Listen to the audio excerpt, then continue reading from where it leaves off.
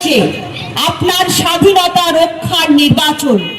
এই নির্বাচনটা হচ্ছে আজকে একটা রাজনৈতিক দল এই বাংলাকে দখল করার জন্য বিভিন্ন রকম চক্রান্ত অভিসন্ধি একটার পর একটা করে চলেছে।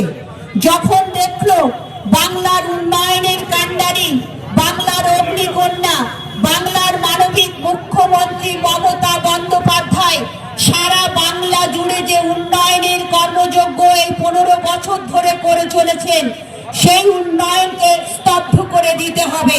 তাই কেন্দ্রীয় সরকার বিজেপি নামক যে সরকার পরিচালনা করছে, প্রথমেই আপনার পাওনা, আপনার রাস্তার টাকা বন্ধ করে দিল, আপনার জলের টাকা বন্ধ করে দিল, ভাবলো বাংলার বকেয়া টাকা বন্ধ করে দিয়ে বাংলার উন্নয়নকে স্তব্ধ করে দেওয়া যাবে এবং আমরা বাংলা দখল করতে পারবো।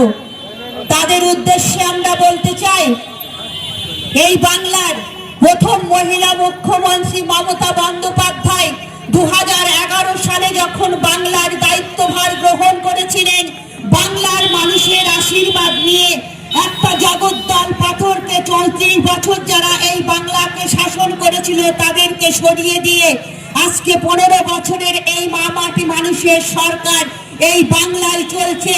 বাংলার 10.5 কোটি মানুষ, এমন কোন একটা পরিবার নেই যেখানে মমতা বন্দ্যোপাধ্যায় উন্নয়ন পৌঁছায়নি। মমতা বন্দ্যোপাধ্যায় সমস্ত কিছুর ঊর্ধ্বে